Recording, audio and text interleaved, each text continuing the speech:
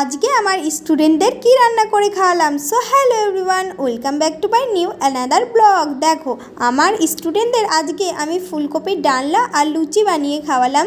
তো দেখো ফুলকপির ডালনা রান্না করার জন্য কেটে রেখে দিয়েছিলাম, আলু ধুয়ে রেখে দিয়েছিলাম।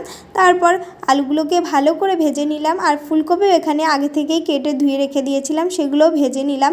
ফুলকপি ভালো করে ভেজে তারপর ওই কড়াইতে আমি একটু তেল দিয়ে তেজপাতা, গোটা গরম মশলা আর লবঙ্গ দিয়ে ভালো করে নেড়ে বেটে রাখা মশলা দিয়ে ভালো করে কষিয়ে নিয়েছিলাম। তারপর ভেজে রাখা সবজি মশলার মধ্যে দিয়ে ভালো করে নেড়ে আমি জল দিয়ে দিয়েছিলাম সবজি সেদ্ধ হওয়ার জন্য, আর আমি ঢেকে দিয়েছিলাম। তারপর সবজিগুলো সেদ্ধ হয়ে যাওয়ার পর আমি টেস্টের জন্য দিয়েছিলাম চিনি আর ঘি, আর লাস্টে দিয়েছিলাম একটু ধনেপাতা দিয়ে আমি ফুলকপির ডালাটা নামিয়ে নিয়েছিলাম, আর এইদিকে লুচি ভেজে নিচ্ছিলাম।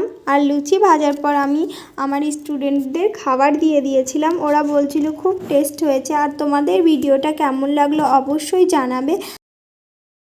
আমার পিসির চ্যানেলটা